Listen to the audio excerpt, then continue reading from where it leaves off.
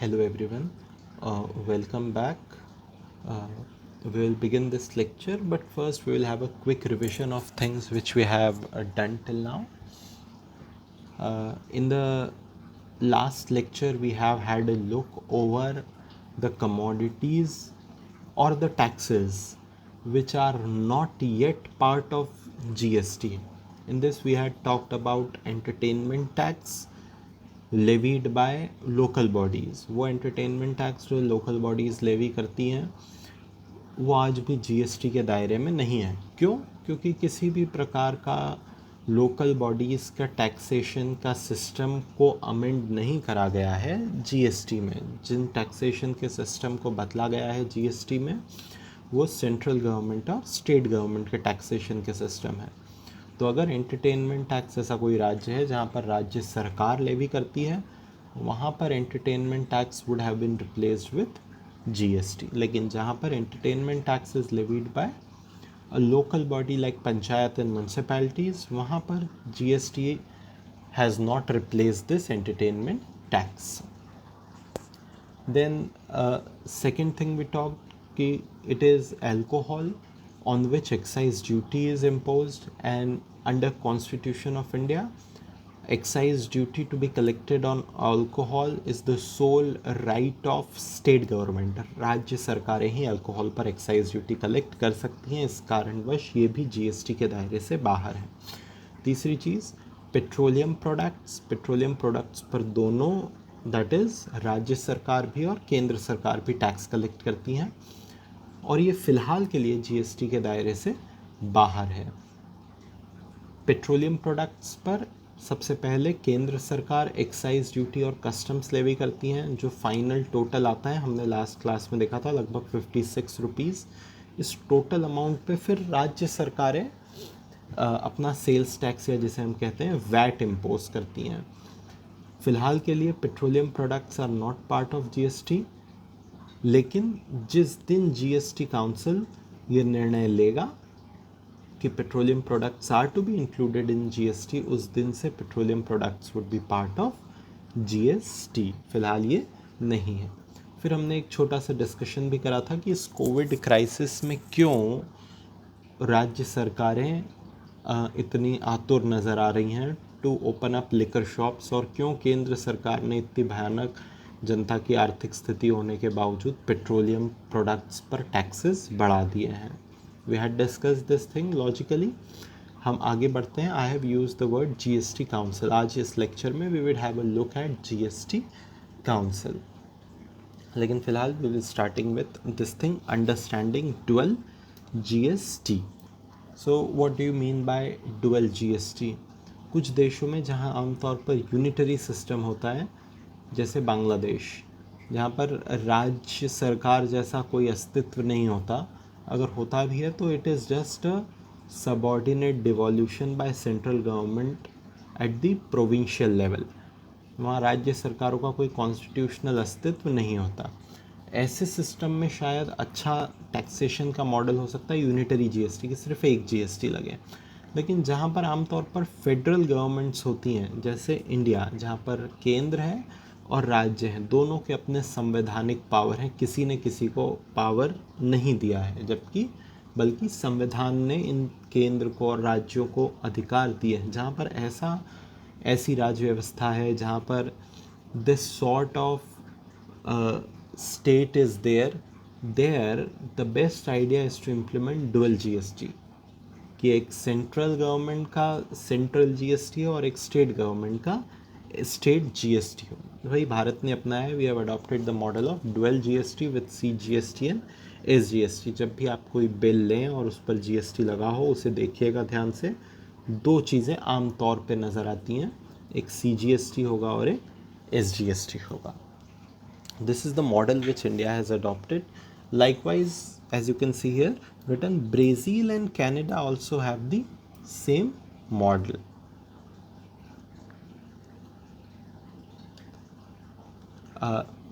Apart from this CGST, SGST, we have talked about IGST, integrated GST, which is levied in the course of interstate trade.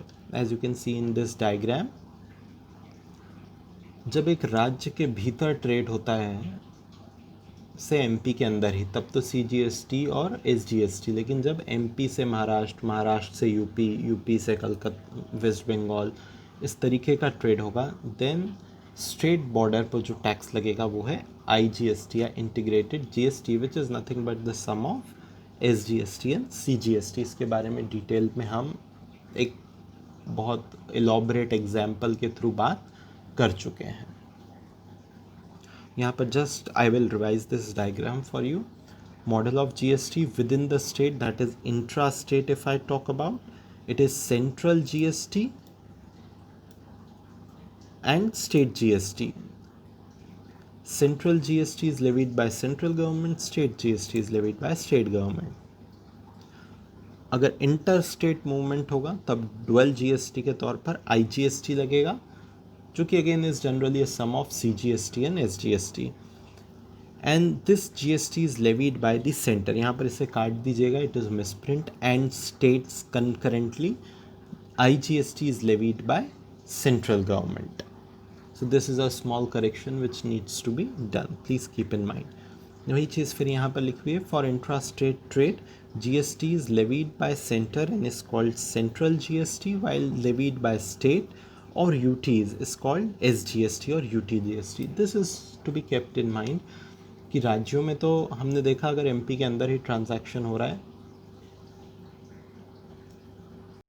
तो SGST levy होगा, लेकिन मान लीजिए अगर से दमन and Diu में ट्रांजैक्शन हो रहा है, दमन एंड दीव के अंदर ही, तब तो वो एक राज्य नहीं है, देन यू विल से कि वहाँ पर सिर्फ CGST लगेगा केंद्र सरकार का और टैक्स बचा सकते हैं। नहीं, वहाँ पर SGST ना लगते हुए UTGST लगेगा, मतलब किसी भी प्रोडक्ट पर या तो CGST प्लस SGST लगेगा या CGST प्लस UTGST लगेगा। यही ये पॉइंट कहना चाह रहा है।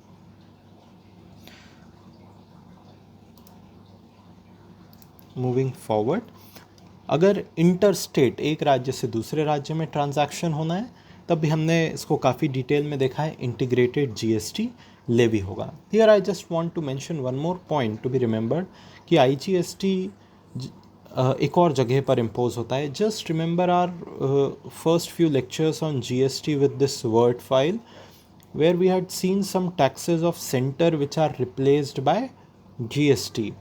अगर आप याद करें तो वहाँ पर एक टैक्स था, जब मैंने एक्सप्लेन करा था, एडिशनल कस्टम ड्यूटी और special custom duty. There I had said these tax have been replaced with GST and I also made a caveat there कि GST custom duty has not been replaced with GST। तो जो basic custom duty है, जब भी विदेश से कोई माल भारत में आएगा उस पर बेसिक कस्टम ड्यूटी तो आज भी लागू होगी, वो जीएसटी के प्रोविज़न में नहीं आता है। लेकिन इस फॉरेन प्रोडक्ट पर जो बेसिक कस्टम ड्यूटी लगती थी, इसके ऊपर कई बार एडिशनल कस्टम ड्यूटी और स्पेशल कस्टम ड्यूटी भी लगती थी। These have been replaced with GST, और जीएसटी में कौन सा जीएसटी?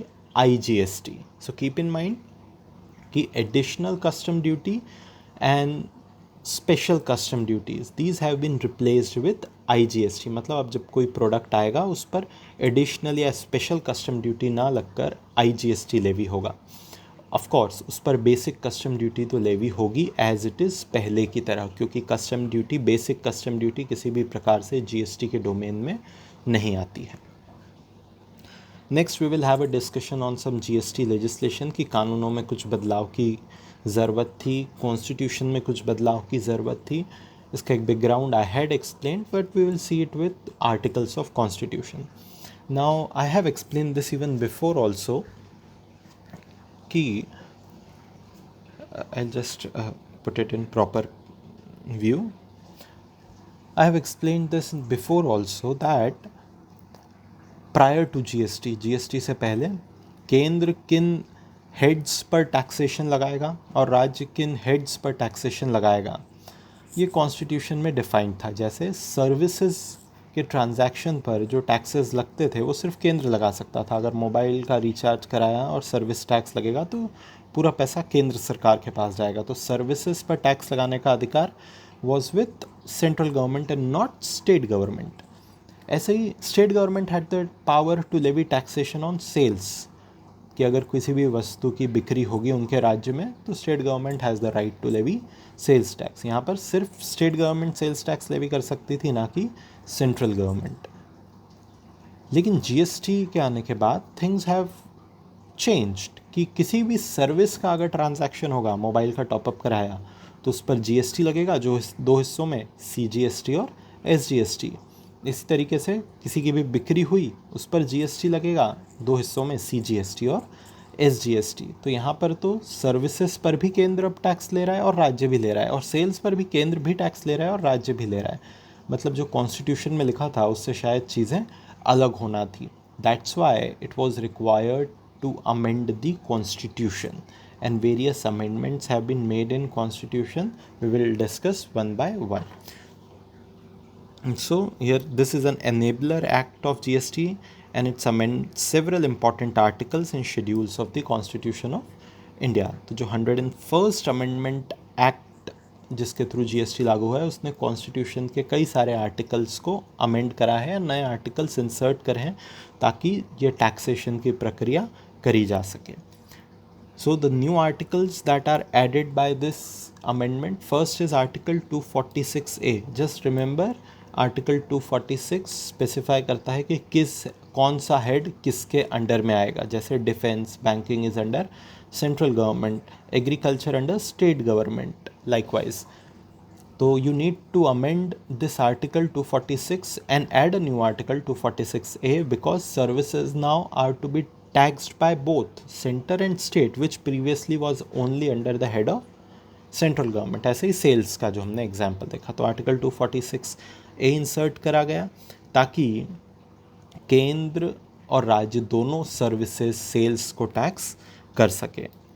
इसमें एक इम्पॉर्टेंट प्रोविजन है कि IGST can be levied only by central government. We have seen this. एक और आर्टिकल इंसर्ट करा गया 269A। It says that in case of interstate tax, the tax in case of interstate trade, the tax will be levied and collected by government of India and shared between union and states as per recommendations of GST council। जब भी interstate transaction होगा एक राज्य से दूसरे राज्य, IGST जो tax collection होगा वो केंद्र सरकार करेगी, ना कि राज्य सरकार, और बाद में केंद्र सरकार will distributed between itself and respective states. Remember कौन सा स्टेट? सोर्स स्टेट नहीं, डेस्टिनेशन स्टेट। और ये बंटवारा किस आधार पर होगा कि कितना पैसा किस राज्य को मिले और कितना पैसा केंद्र को मिले और कितना पैसा राज्य को मिले। This is decided by GST council. हम उस पर आ रहे हैं in some time. Point to be noted is ये जो आईजीएसटी एक राज्य से दूसरे राज्य में जब वस्तुओं का ट्रांजैक्शन होता है और उस पर आईजीएसटी लेवी होता है, जो आईजीएसटी कलेक्ट होता है वो सेंट्रल गवर्नमेंट करती है एज़ पर दिस आर्टिकल। लेकिन ये पैसा कंसोलिडेटेड फंड ऑफ इंडिया में नहीं जाता है, क्योंकि एक बार कंसोलिडेटेड फंड ऑफ इंडिया में चला गया फिर पार्लियामेंट की मंजूरी के बगैर वो खर्चा नहीं करा जा सकता। लेकिन बात यह है कि जो आईजीएसटी एक्यूमुलेट हुआ है, this has been done as CGST plus SGST, मतलब इसमें राज्य का भी हिस्सा है। तो you cannot put it just under the central government's consolidated fund of India और फिर यू विल से कि पार्लियामेंट जब अप्रूव करेगी तब राज्य को अपना पैसा मिलेगा। नो, ये वाली तकलीफ नहीं आनी चाहिए। इसलिए जो आईजीएसटी का पैसा आता है वो कंसोलिडेटेड फंड ऑफ इंडिया में ना जाकर पहले डिस्ट्रीब्यूट होगा केंद्र और राज्य में। किस आधार पर डिस्ट्रीब्यूट होगा? जैसा जीएसटी काउंसिल डिसाइड करे। एक बार राज्यों का हिस्सा अलग कर दिया फिर जो केंद्र का पैसा है वो कंसोलिडेटेड फंड ऑफ इंडिया में जाएगा। वही ये लाइन कह रही है। The article also makes it clear that proceeds of such collections will not be credited to consolidated fund of India or states, but respective share shall be assigned to that state or center. Thus, under GST for the IGST, तो GST के अंदर IGST के तहत जो खर्चों के लिए पैसा अलग रखना है, that is done outside the consolidated fund of India, या जो डिविजन होना है पैसों का, to be very precise, is done outside consolidated fund of India. एक और आर्टिकल इंसर्ट करा गया है 279A। अभी तक मैं बात कर रहा था GST council, I have use this word 2 times. It is under the bedrock of, it is on the bedrock of this article that GST Council has been established. तो आर्टिकल 279 ये कहता है कि there will be a GST council which will be established by president. इसके chairman finance minister होंगे और सभी राज्यों के वित्त मंत्री इसके मेंबर होंगे. That is the current situation. Finance Minister of India, Ms. Nirmala Sitharaman, is the chairman, and all states are its member, 28 states plus those UTs with legislature, that is Delhi, Pondicherry, and Jammu and Kashmir. Jammu and Kashmir is to be a UT with legislature. Ladakh is to be a UT without legislature. So altogether 28 states plus Delhi plus Pondicherry plus Jammu and Kashmir are represented in GST Council by their respective finance ministers. इसके अलावा और केंद्र की तरफ से कौन यहाँ पर रिप्रेजेंटेशन देगा? फाइनेंस मिनिस्टर निर्मला सीतारमण जो कि चेयरमैन होंगी, और minister of state for finance would also be a representative of centre, that is currently mister Anurag Thakur. मतलब क्या हो गया? 28 राज्य plus 3 UTs with legislature 29, 30 and 31 plus 2 representatives of centre, that is minister of state for finance and finance minister. तो 33, all together 33 members are present in GST Council. All decisions under GST Council are taken based on voting. Vote होगा और voting जिस पक्ष में जाएगी, ये पक्ष की क्या डेफिनेशन है, कितने % अगर वोट पड़े तो ही उसे पास माना जाएगा, हम आगे देख रहे हैं. तो सभी डिसीजन जीएसटी काउंसिल में वोटिंग के माध्यम से होंगे, ना कि सहमति से. कुछ डिसीजंस कई बार सहमति से होते हैं कुछ ऑर्गेनाइजेशंस में, कि जब तक सब मेंबर सहमत ना हो जाए तब तक वो डिसीजन पास नहीं होगा. जीएसटी काउंसिल में ऐसा प्रोविज़न नहीं है. जिस तरफ बहुमत है, बहुमत की क्या डेफिनेशन है, आई विल एक्सप्लेन फर्दर. तो जिस तरफ मेजॉरिटी है that will decide the fate.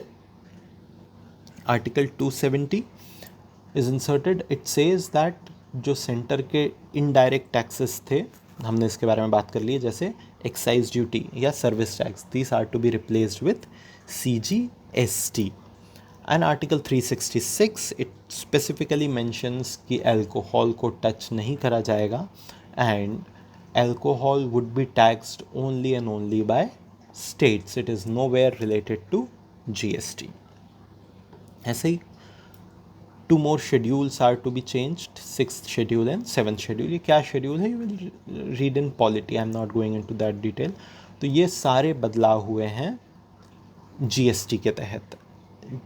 Now we would be studying in detail about the GST Council, कि what are the features of GST Council and all those things.